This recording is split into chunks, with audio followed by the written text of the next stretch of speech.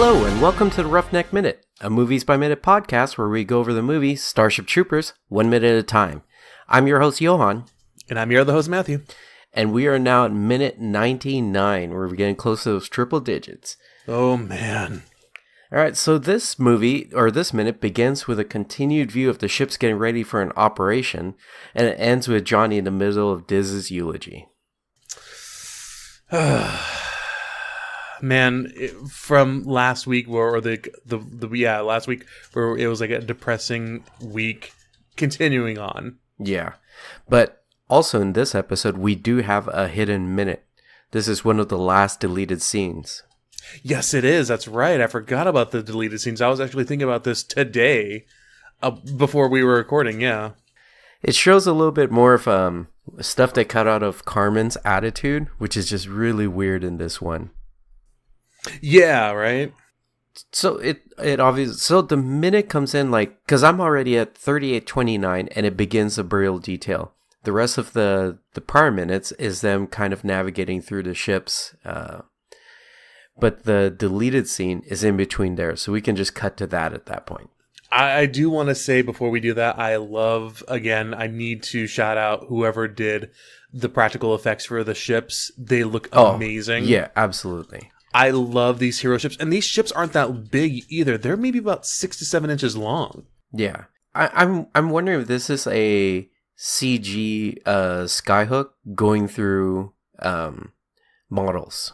Probably. The skyhook itself, because I'm stuck on 1 hour, 38 minutes, and 23 seconds.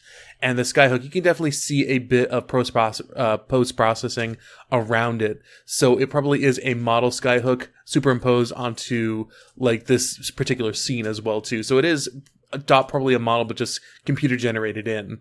But man, I need to find a model, like a Revel model of one of these Corvettes, man. I need to build one.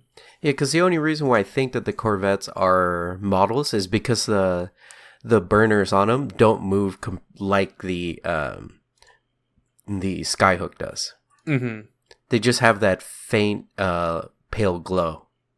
Yeah, and well, also they're not like burning at a full thrust at like the skyhook is. Skyhook's probably like just balls to the wall right now. Yeah, it's probably catching up to most likely the Roger Young. Mm-hmm. Okay, so the deleted scene, it starts off with Xander and Carmen in their private quarters, which I thought was kind of weird because theoretically in the military, wouldn't you not be allowed to have a private quarters with someone you're in a relationship with unless you are married? That's usually that case, but then again, I'm thinking because this is a co-ed military, I mean, we saw that the MI troopers were bunking together as well, too. But that's more of a bunk situation as well, too. Carmen honestly looks like she has her own cabin. And I'd assume that Xander would probably have his own cabin as well, too. They'd probably be kind of close, maybe, but they'd have their own cabin, I think. Yeah, okay. I'm just wondering because, like, it's different when you're in a open space where everybody's, like, co-ed and bunking, but it's different when you're just you have your own like small space, you know what I mean?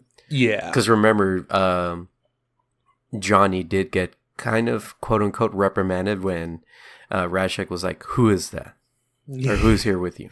You call that a reprimand? I mean, make it 20 minutes. Yeah, I'm thinking if it wasn't Diz, he'd be like, "What are you doing? Like, is that sugar? Yeah, no, why is sugar under there? Make it 5 minutes." Like it should be. Jesus Christ. This movie just took a turn. Like it should, like it's one of those, like if it wasn't Diz, he'd be upset and disappointed, but because he's Diz, or because it was Diz, he was a little bit lenient on it. I don't know. Like, I mean, as I said in many other episodes before, in usual, like, in the book, there were no girls. The only girls that were in the military were pilots, like Carmencita.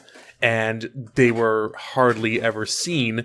But in other sci-fi novels or other sci-fi books, you know, co-ed military and co-ed living is a thing. Even shacking up with someone to, you know, upkeep morale was a thing. But we don't know what like the reprimands, or even if there would be any like kind of reprimands or any kind of like etiquette to your fellow soldier, even if they are a lady with parts that you'd like to fondle or, stick things into. Yeah. So here's the deleted scene. So they're like, as I said, Carmen and Xander are in private quarters. And then Xander asks Carmen, "Where are you going?" Carmen says, "A funeral." Xander says, "That girl who died on the way up, his girl?" Carmen says, "Yeah." Xander says, "How do you feel about him now?" Carmen says, "I don't know, Xander." Xander says, "I do." And we all do. Choose one of your friends too, Carmen. Like, give it at least a day. Well, no, but I mean, I have to give her a little credit though for that, because he's basically trying to come in between. He's trying to cause trouble. Honestly, Xander is definitely trying to cause trouble in that deleted scene. But I mean, she could definitely come out and say, "Hey, I knew her from school too, dude. Chill out." Yeah, but this is more of a question of like where her loyalties are. Yeah. So I think it's a little bit different because he's trying to get it out of her that she still wants Johnny.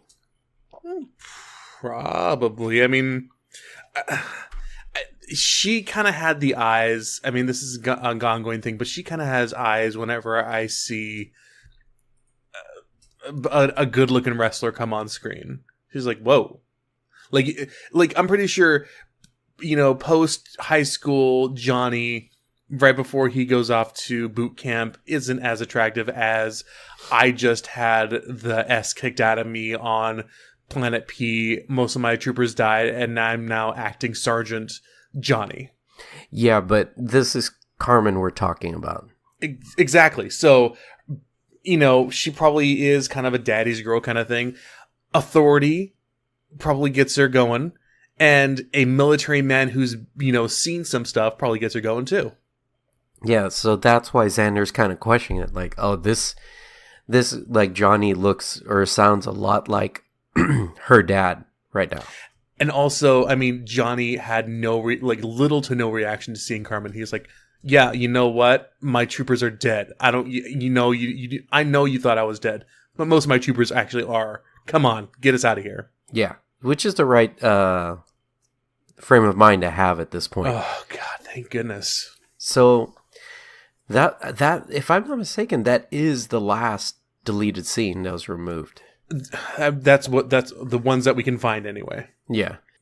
Verhoeven may have some under his bed that he's been hiding, watches from time to time while drinking a bottle of scotch or something like that. Like, that should have been in the movie. Yeah, but I'm assuming that these are one of the deleted scenes that, as we stated, the test audience didn't like about her, so he cut them out. So these are the ones that actually were about to go to actual print.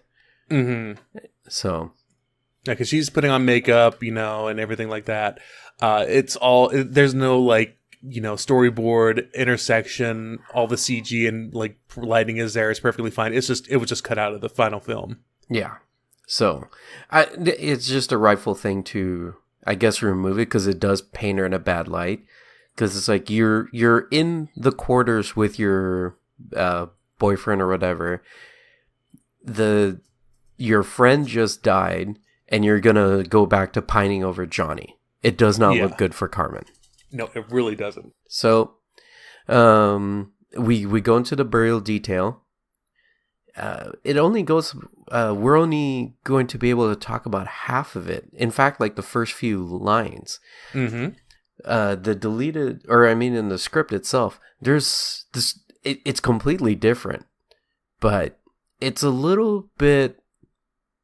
how do I say it? It's very neutral. The way the script goes. The way the script goes, it's this is a soldier. That is it.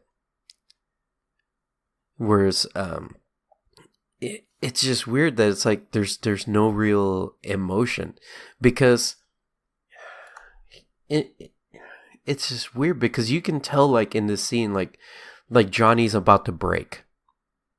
He loses his composure slightly, but he grabs it back up again. Yeah, and in the script itself, it doesn't seem like that. Maybe So- Eddie Newmeyer isn't really good at, writing emotion or like kind of a somber moment and everything. Everything is just go go go for him. Yeah.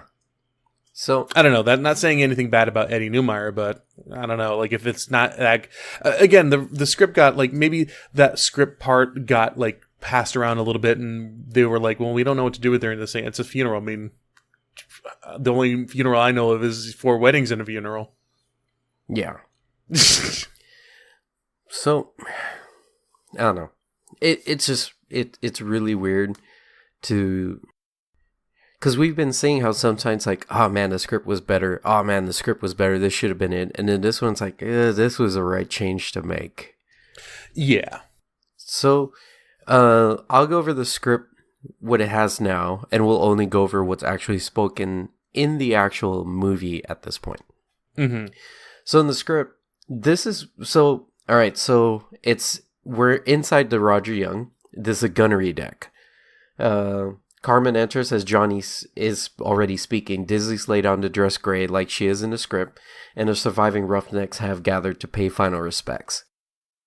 This is what Johnny says. Dizzy bought the farm. She was my good friend, and friends are the best luck anyone gets. All right. But in war, we must go on without our friends. We take with us their memory, and we are left to wonder if there is meaning in their death. Let me tell you what it is. Dizzy bought the farm so he can keep on fighting. Okay. So that's what I mean. It seems very emotionless, and it's more of the whole, like the entirety of the troop to continue fighting.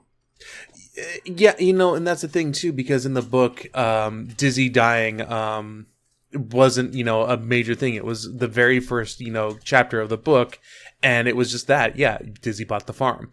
And if you guys are listening to this and don't know what that means, basically buying the farm is a euphemism for dying, but it would be like, oh, he bought that farm, he's going to till it, and he's going to die on it, basically, kind of thing. Yeah. It's basically, instead of being an army person, you're just going to, die. Kind of thing. Or you're going to go off to your, farm with your dog that you shot around, Old Yeller style and everything kind of thing.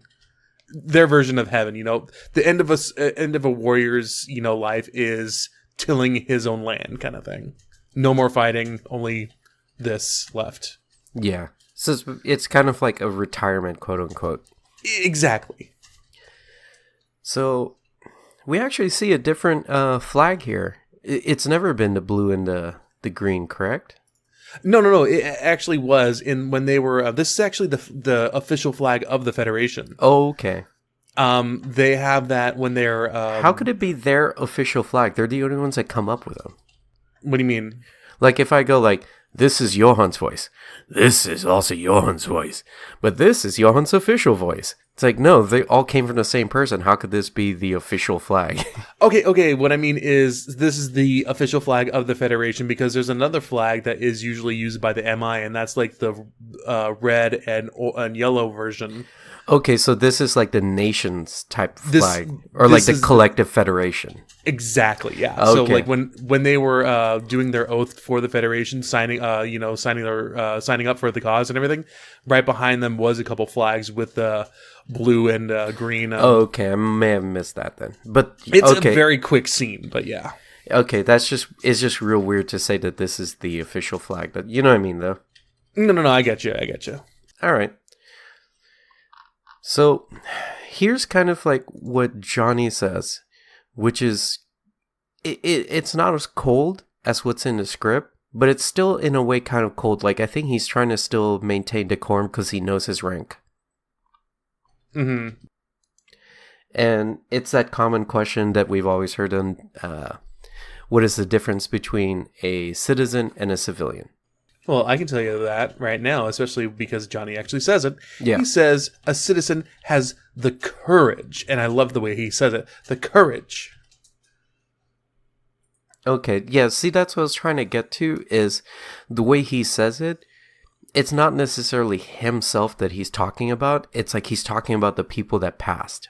Yeah, like he's talking about Raschek. He's talking about the dudes on the tower. He's talking about every trooper that he's pretty much lost at this point. He understands. He gets it. Yeah. So, that's kind of what I wanted to get about the way he delivers that line versus what was in the script. Is the script doesn't tell you how good of a person the person that passed away. They just said they died. Versus what he says, he just says like, this person is a citizen because of this amazing deed they did. And that's actually kind of cool. It kind of reminds me of the Robert Paulson thing at the in Fight Club, we're no one before we die, but after we die, we're Robert Paulson kind of thing. Yeah. And also, I mean, like, he's always kind of had this crisis of, like, understanding what this means as well, too. And now, again, he finally gets it. He knows what being a citizen to him actually means. And he knows that, Dizzy knew about this as well too, and was willing to lay down her life to not only do this but also be with him. Yeah. So I think it's just a really good way to speak about Diz, because he says like, again, like it doesn't matter what happened, she is a citizen, which is something everybody tries to aspire to. You know what I mean? So that's why I kind of like what he said versus what's in the script. Yeah. And then Carmen gives him a little smile after, that he looks at her and, doesn't even smile back. He just looks straight on. He's like, nah, I'm not dealing with this right now. I don't think he's actually thinking I'm not dealing with this. He's like, nah, I need to maintain decorum. I need to maintain my composure for this instead of, smiling back at Carmen. Yeah. So it ends with, like, I definitely want to speak more about this, obviously, but it ends with him saying that Dizzy was my friend. Oh, gosh. Yeah. Like, that's just like, come on, dude. Like, she's more of a friend. Well, I mean, like, no, they started out as friends, and, they never officially said what they were going to be at all, of course. But first and foremost, Dizzy was his friend. Yeah. They weren't an item per se. I mean, they kind of were, but how long has Dizzy known Johnny? I mean, we can speculate that maybe they were childhood friends and they've known each other all their lives and everything. But he's probably, known her for quite some time, probably during high school, at least most of high school, and they've been friends all this time. So first and foremost, she was a friend. I get that. Eventually he could say, and she was also a lover of a great woman kind of thing. I don't know. Yeah, no, he obviously can't say that. Like, he can't go like, she was a great friend. She took my V card and she rocked my world. Once again, I don't think Johnny is. I don't think he would. I still think, because of the deleted scene where he never got to go into the house of Carmen, that he's still a virgin. I'm telling you, man, the Federation version of Junior High probably had him like a Sadie Hawkins dance, and he probably got at least a handy somewhere. Yeah, but it's still, that means his V card is still intact. Whatever. I don't think so. All right, whatever. So, but you know what I mean, though. It's like he kind of ends it. He ends it in a better way than the script does. But he definitely, so Johnny paints her as his brave soldier, but then he kind of umbrellas over everybody that just passed away, which I kind of like. Well, I mean, also, he does that, but they don't have anyone else's body either. Yeah, no, I know, but the thing is that he talks about the courage instead of just the fact that they were being buried. You sign up, you fight. That's what makes you a citizen. Is you actually go into battle and you fight. It's not that you signed up and not that you served your term. It's that you have the courage. You know what I mean? Because you could be pushing papers the whole time, and you get citizenship. But he says the difference between a civilian and a citizen was the fact that the civilian has the courage. Yeah. So I don't know. But one thing that's been bugging me about about this movie is the symbol that's on the beret.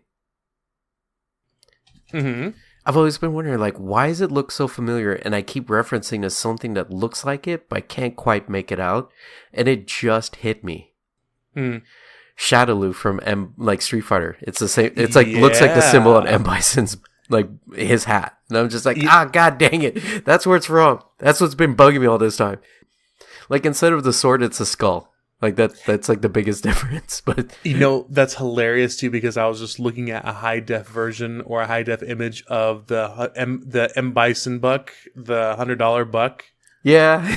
And I want one of those to frame it and put it on my wall and be like my first 100 M Bison dollars. It's such a horrible prop, but gosh, I mean, again, I said this during a another episode, but I really enjoy Street Fighter the movie. I know you do. It's a dumb movie, and as long as you know it's a dumb movie, I don't think it's a bad movie, So like if you just enjoy the crap out of it and just dumb stuff, it's okay. See, that was the thing. I went into it thinking I was going to be amazed, like when I was. But so the thing was when I was a little kid, you're just exactly. Like, this movie's going to give me everything I ever wanted when I was every time I went to the arcade and all that, and you're just like, why did that fireball suck?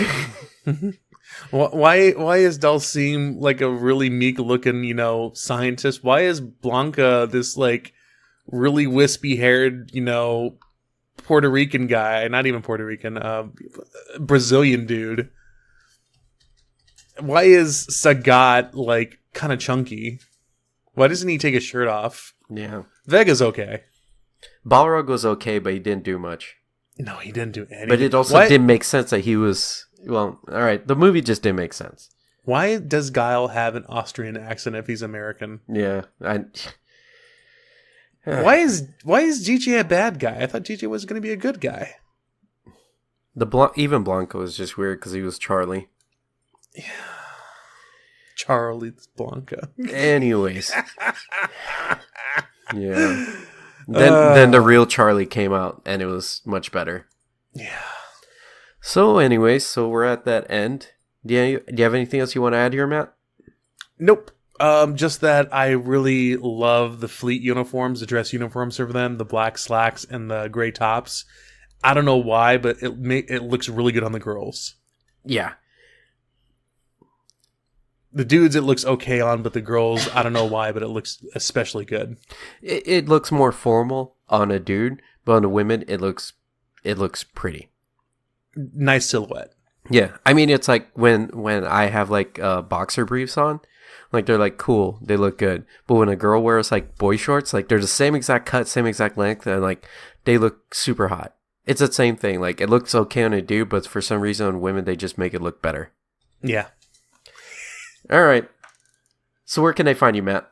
Well, you guys can find me at AltTabMatt pretty much anywhere on the internet, from Twitch, Instagram, Twitter, or anything like that. Currently, I am streaming Kerbal Space Program because as the sands of time, go through the hourglass, these are the days of our lives, and I continue to repeat games that I play all the time. But they did also release an expansion that does like history parts and history missions and everything. And I got it for free because I beta tested that game like crazy.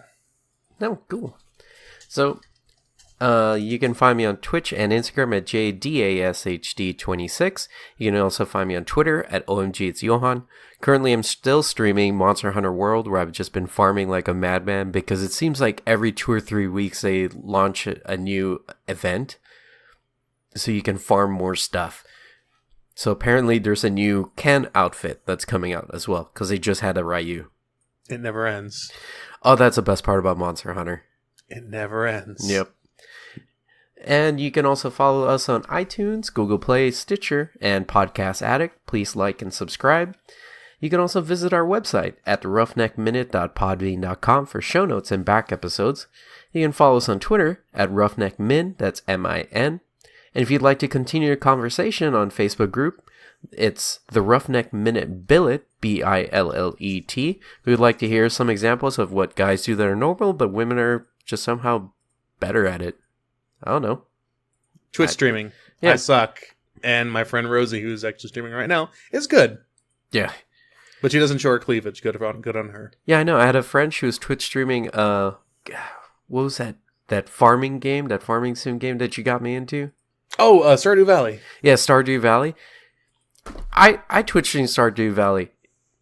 not as good as the way she plays. Like, she advanced way faster than me, and it just made her much better to watch than it was for me to see how well I was doing.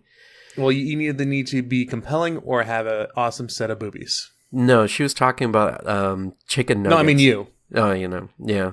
All right. I mean, yeah. Yeah. Work on one of those, and you'll be good. I think I'm 0-2 on that, Matt. Man, like, we can all be amazing. She makes great conversation with the audience, and I just can't.